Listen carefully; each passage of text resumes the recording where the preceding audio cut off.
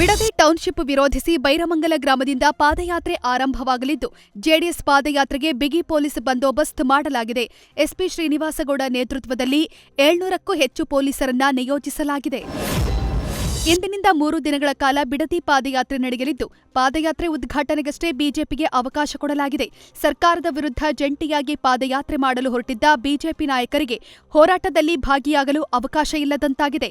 ಹಳೆ ಮೈಸೂರು ಭಾಗದಲ್ಲಿ ಬಿಡದಿ ಹೋರಾಟವೇ ಬಿಜೆಪಿಗೂ ಅಸ್ತ್ರವಾಗಿತ್ತು. ಆದರೆ ಇದೀಗ ಪಾದಯಾತ್ರೆಯಲ್ಲಿ ಆಟಕ್ಕುಂಟು ಲೆಕ್ಕಕ್ಕೇ ಇಲ್ಲ ಅನ್ನೋ ಪರಿಸ್ಥಿತಿ ನಿರ್ಮಾಣವಾಗಿದೆ. ಸಚಿವ ಸ್ಥಾನ ಸಿಗದೇ ಇದ್ದಕ್ಕೆ ಶ್ರೀರಂಗಪಟ್ಟಣ ಶಾಸಕ ರಮೇಶ್ ಬಂಡಿಸಿದ್ದೇಗೌಡ ಅಸಮಾಧಾನಗೊಂಡಿದ್ದು, ಕಾಂಗ್ರೆಸ್ ನಾಯಕರಿಂದ ಅಂತರ ಕಾಯ್ದುಕೊಂಡಿದ್ದಾರೆ. ನಿನ್ನೆ ಸಚಿವರಾಗಿ ಮೊದಲ ಬಾರಿ ಮಂಡ್ಯಕ್ಕೆ ಆಗಮಿಸಿದ ಸಚಿವರಿಗೆ ಅದ್ಧೂರಿ ಸ್ವಾಗತ ಕೋರಲಾಗಿತ್ತು. ಸಚಿವರ ಸ್ವಾಗತ ಸಮಾರಂಭ ಮತ್ತು ಬರ ಪರಿಶೀಲನೆ ಸಭೆಗೂ ಗೈರಾಗಿ ಅಸಮಾಧಾನ ಹೊರಹಾಕಿದ್ದಾರೆ. ಶಾಲಾ ಶುಲ್ಕದಲ್ಲಿ ದಂಡ ವಿಧಿಸಲು ಮುಂದಾದ ಶಿಕ್ಷಣ ಇಲಾಖೆ ಇದೀಗ ಮತ್ತೊಂದು ದಂಡ ವಿಧಿಸಲು ಮುಂದಾಗಿದೆ. ಶಾಲೆಗೆ ದಾಖಲಾಗಲು ಬಂದಿರುವ ವಿದ್ಯಾರ್ಥಿಯನ್ನ ದಾಖಲಾತಿಗೂ ಮುನ್ನ ಖಾಸಗಿ ಶಾಲೆಯಲ್ಲಿ ಮಕ್ಕಳು ಹಾಗೂ ಪೋಷಕರಿಗೆ ಬುದ್ಧಿವಂತಿಕೆ ಪರೀಕ್ಷೆ ನಡೆಸಿದ್ರೆ ದಂಡ ವಿಧಿಸಲು ಇಲಾಖೆ ತೀರ್ಮಾನಿಸಿದೆ. ದಾಖಲಾತಿಗೂ ಮುನ್ನ ಪರೀಕ್ಷೆ ನಡೆಸಿದ್ರೆ ಮೊದಲ ಹಂತದಲ್ಲಿ 25,000 ರೂಪಾಯಿವರೆಗೆ ದಂಡ ಹಾಗೂ ಒಂದು ಬಾರಿ ದಂಡ ವಿಧಿಸಿದ ಬಳಿಕವೂ ಪುನರಾವರ್ತನೆಯಾದರೆ 50,000 ರೂಪಾಯಿವರೆಗೂ ದಂಡ ವಿಧಿಸಲು ಇಲಾಖೆ ನಿರ್ಧರಿಸಿದೆ. ಬಹುಕೋಟಿ ವಂಚನೆ ಪ್ರಕರಣದ ಆರೋಪಿಯಾಗಿರೋ ಶಿವಾನಂದ ನೀಲಣ್ಣನವರ ಮನೆ ಮೇಲೆ ನಡೆದಿದ್ದ ಇಡಿ ದಾಳಿ ಅಂತ್ಯವಾಗಿದೆ. ಬೆಳಗಾವಿ ಶಿವಬಸವ ನಗರದ ಅಪಾರ್ಟ್ಮೆಂಟ್ ಮೇಲೆ ಗೋವಾ ಮಂಗಳೂರು ಅಧಿಕಾರಿಗಳ ತಂಡದಿಂದ ದಾಳಿ ನಡೆಸಲಾಗಿತ್ತು. ಬಿಡದಿಯ ಎಐ ಪಾರ್ಕ್ ಯೋಜನೆ ವಿರೋಧಿಸಿ ತುಮಕೂರಿನಲ್ಲಿ ರೈತರು ಹಾಗೂ ವಿವಿಧ ಸಂಘಟನೆಗಳು ರಾಜ್ಯ ಸರ್ಕಾರದ ವಿರುದ್ಧ ತೀವ್ರ ಪ್ರತಿಭಟನೆ ನಡೆಸಿದ್ರು.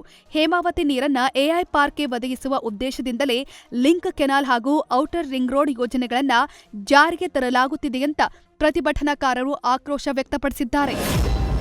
ನೂರಾರು ಹಳ್ಳಿಗೆ ನೀರು ಒದಗಿಸಬೇಕಿದ್ದ ಯೋಜನೆ ಕಳಪೆ ಕಾಮಗಾರಿಯಿಂದ 110 ಕೋಟಿ ರೂಪಾಯಿ ನೀರಲ್ಲಿ ಹೋಮ ಮಾಡಿದಂತಾಗಿದೆ. ದಾವಣಗೆರೆ ಜಿಲ್ಲೆಯ ಹೊನ್ನೂರು, ಕೊಡಗಾನೂರು, ನೆರ್ಲಗಿ ಸೇರಿ 22 ಕೆರೆ ತುಂಬಿಸಲು ರಾಜೇನಹಳ್ಳಿ ಏತ ನೀರಾವರಿ ಯೋಜನೆ ಮಾಡಲಾಗಿತ್ತು. ಆದರೆ ಕಾಮಗಾರಿ ಮುಗಿದು 10 ವರ್ಷ ಆಗ್ತಾ ಬಂದ್ರೂ ಕೆರೆಗಳಿಗೆ ಹನಿ ನೀರು ಬರ್ತಿಲ್ಲ.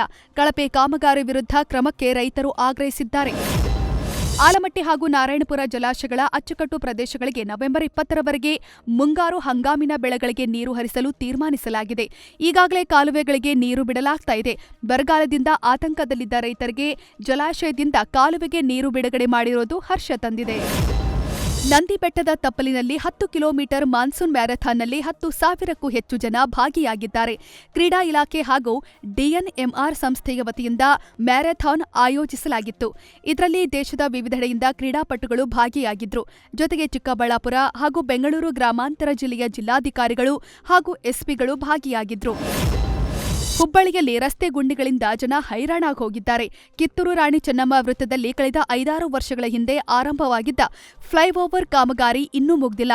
ಸುಮಾರು 350 ಕೋಟಿ ವೆಚ್ಚದಲ್ಲಿ ಫ್ಲೈಓವರ್ ಕಾಮಗಾರಿ ನಿರ್ವಹಣೆ ಮಾಡಲಾಗ್ತಾ ಇದ್ದು, ರಸ್ತೆ ದುರಸ್ತಿಯಿಂದ ಹೊರ ಜಿಲ್ಲೆ, ರಾಜ್ಯಗಳಿಂದ ವಾಣಿಜ್ಯ ವ್ಯವಹಾರಕ್ಕೆ ಬರುವ ಜನ ಸಂಕಷ್ಟಕ್ಕೆ ಸಿಲುಕಿದ್ದಾರೆ.